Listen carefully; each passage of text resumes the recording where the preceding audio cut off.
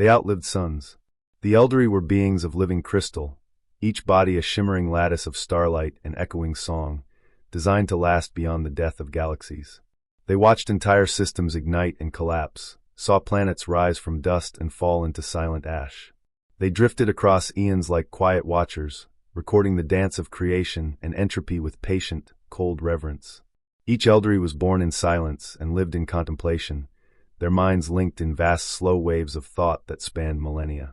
They spoke rarely, and when they did, it was through glacial harmonics too deep for any other race to perceive.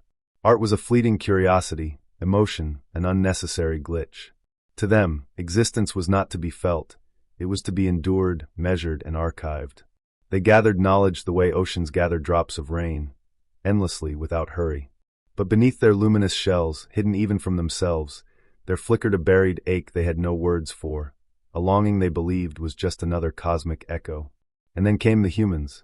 Our starship, battered and bright with reckless colors, arrived like a rogue comet crashing through a crystal cathedral.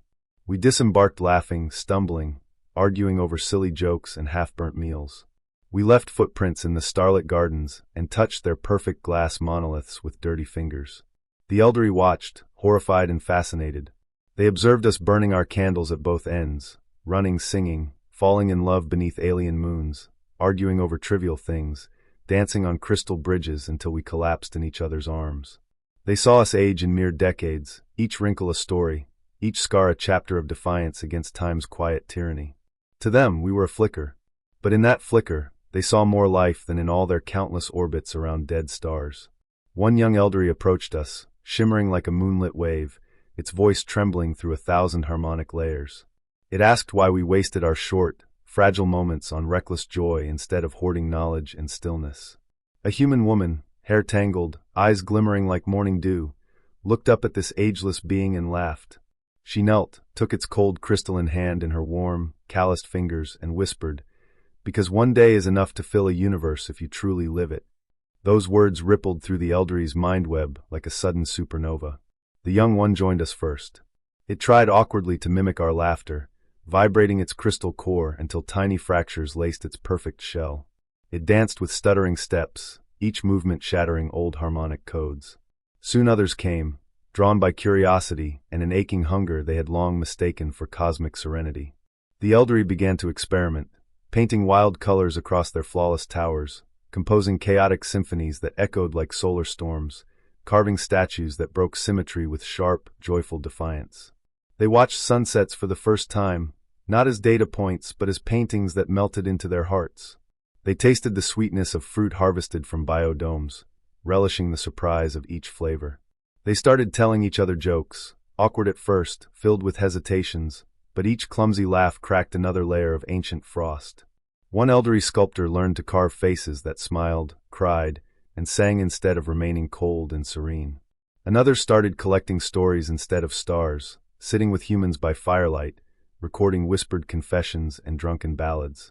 Their greatest mathematician abandoned endless equations to spend a single day learning to dance barefoot under alien rain.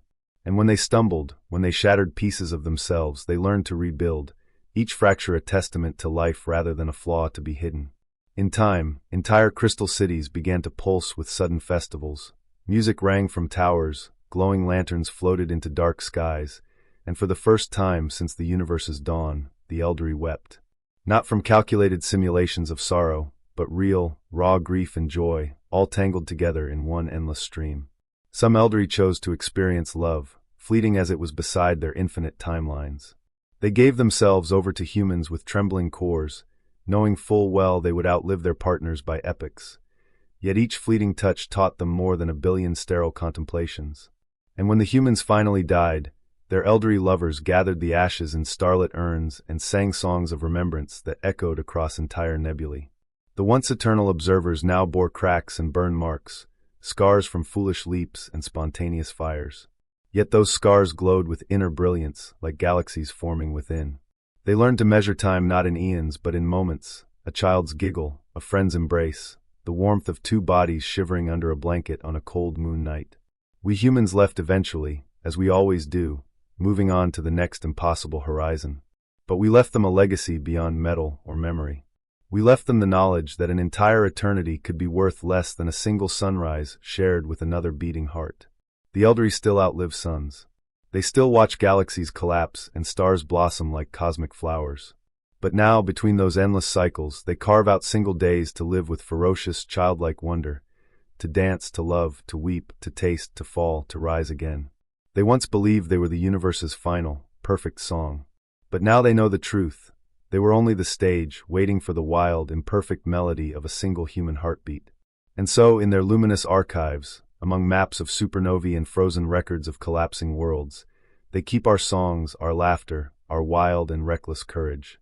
In that fragile, fleeting spark, they finally discovered what it means not merely to exist, but to truly live.